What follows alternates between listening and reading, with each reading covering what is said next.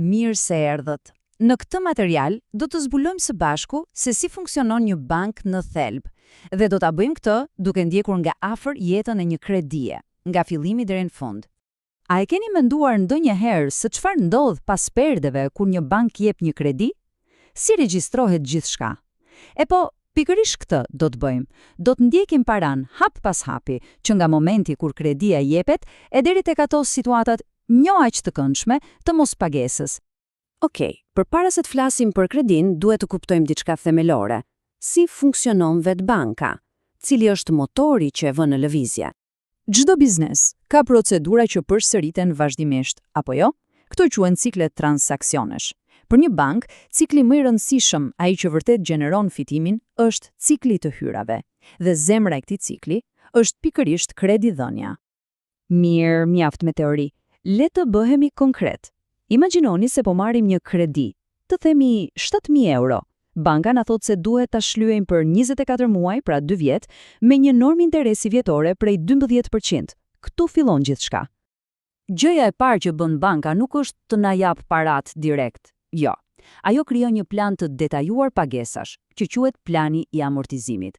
Është si një hartë rrugore për kredin ton, dhe për ta krijuar këtë hartë, ndjek 3 hapa kryesor. Dhe ja rezultati. Kjo tabel tregon saktësisht se si funksionon. Shikoni këtu. Me çdo këst mujor që paguhet, shuma totale e kredis zvogëlohet. Ajo që është interesante është se në fillim një pjesë më e madhe e këstit shkon për të paguar interesin.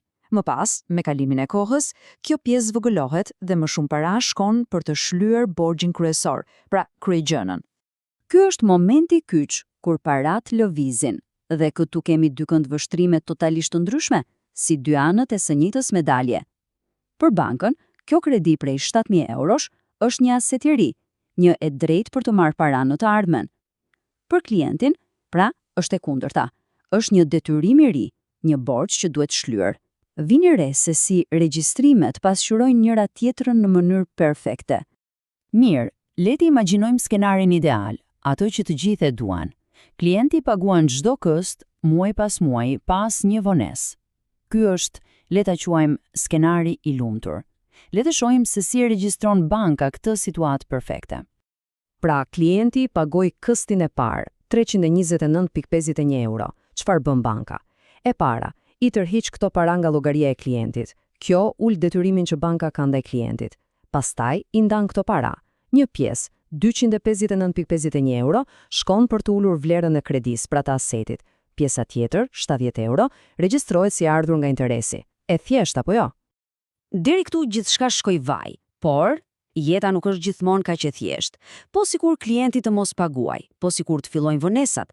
Këtu gjërat komplikohen dhe kontabiliteti bankar tregon fuqinë e tij të vërtet, sepse tani duhet të menaxhojë rrezikun. Por të përballur me këtë rrezik, bankat nuk presin duar kryq. Ato kanë një sistem të tërë, një mekanizëm të posaçëm për të krijuar një lloj rrjete sigurie financiare. Kjo është për ato kredi që mund të hasin probleme gjatë rrugës. Ky mekanizëm quhet rezerva për humbjet nga kreditet. Mund ta mendoni si një fond për ditë të vështira. Banka, me ligj, është e detyruar të lërmënja një sasi parash për të mbuluar humbjet e mundshme nga kreditet që nuk thehen. Kjo nuk është një aset i zakonshëm, përkundrazi, është një kundër aset. Praktikisht ul vlerën totale të kredive në bilans, duke e bërë ato shumë realist. Dhe si krijohet ky fond, kjo rezervë? Kjo bëhet përmes një shpenzimi që quhet provizion për humbjet nga kreditet. Këtu duhet të jemi të qartë. Provizioni është penzimi që banka regjistron rregullisht, ndërsa rezerva është shuma totale e grumbulluar në atë fondin për ditë vështira që shfaqet në bilanc. Njëri është veprimi, tjetri është rezultati. Por sa para duhet të lërmënjam banka? E po, kjo nuk është e rastësishme. Rregullatorit bankar kanë vendosur rregulla shumë të qarta. Kredit klasifikohen në bazë të numrit të ditëve të vonesës.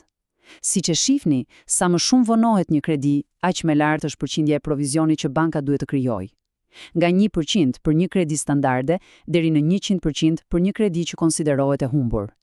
Rreziku rritet dhe bashkë me të edhe rjeta e sigurisë. Kjo tabel e përmbledh shumë bukur këtë marrëdhënie. Në njërin anë kemi asetet, siç janë kreditet, interesi i përllogaritur apo penalitetet. Për secilin prej tyre, banka krijon një shpenzim, provizionin. Ky shpenzim ushqen rezervën përkatëse, e cila është një kundër aset. Dhe efekti final? Vlera neto e aseteve të bankës në bilanculet duke reflektuar rrezikun real. Mirë, tani le të kthehemi te shembulli ynë, por kësaj radhe le të ndjekim skenarin e vështirë. Çfarë ndodh në librat e bankës kur klienti fillon të vonojë pagesat? Do të shihni se si gjërat ndryshojnë në mënyrë drastike. Ky është përshkallëzimi i problemit, hap pas hapi. Në 30 ditët e para gjithçka duket normale, por me një provizion të vogël. Pas 30 ditësh, norma e provizionit 10 fishohet dhe fillojnë penalitetet. Pas 90 ditësh, banka ndalon së regjistruar interesin si të ardhur, dhe kur vonesa kalon 180 ditë, kredia konsiderohet e humbur dhe banka duhet të provizionojë 100% të vlerës së saj. Pasojat financiare për bankën bëhen gjithnjë më të rënda me kalimin e kohës. Le të themi se kësti i parë nuk u pagua. Çfarë ndodh? Banka ka të drejtë ta njojë interesin prej 70 eurosh si të ardhur, sepse ligjërisht e ka fituar atë. Por, në të njëjtin moment, ajo duhet të pranojë se ka një rrezik. Prandaj, menjëherë krijon një provizion të vogël prej 0.70 eurosh, pra 1% të interesit, për të mbuluar këtë rrezik të ri. Kaluan 30 ditë dhe pagesa ende nuk është bërë. Tani banka bën dy gjëra. Së pari, përllogarit interesin për muajin e dytë, dhe së dyti, fillon të aplikojë penalitete për vonesën. Këto penalitete krijojnë një aset të ri për bankën, por është një aset i rrezikshëm. Prandaj, edhe për të duhet krijuar një provizion, sado i vogël. Dhe këtu ndodh kërcimi i madh. Kur vonesa arrin 60 ditë, kredia nuk është më standarde. Ajo kalon në kategorinë nëvrojtim. Dhe kjo do të thotë se norma e provizionit hidhet nga 1% në plot 10%. Ky është një ndikim shumë më i madh në financat e bankës. Okej, tani mund të pyesni veten, pse gjithë ky komplikim? Pse kaq shumë llogari, provizione, rezerva, klasifikime, vetëm për një pagesë të vonuar? A nuk është pak e tepërt? Përgjigjja është shumë e thjeshtë dhe jashtëzakonisht e rëndësishme, sepse e gjithë ndërtesa e një banke, qëndrueshmëria e saj, varet nga aftësia për të menaxhuar rrezikun në mënyrë të saktë dhe të ndershme. Dhe ky menaxhim rreziku nuk fillon në nivele të larta strategjike. Ai fillon pikërisht këtu, me kontabilizimin e përpikt të një kredie të vetme. Shëndeti i gjithë sistemit financiar, në fund të fundit, mbështetet në këto parime themelore.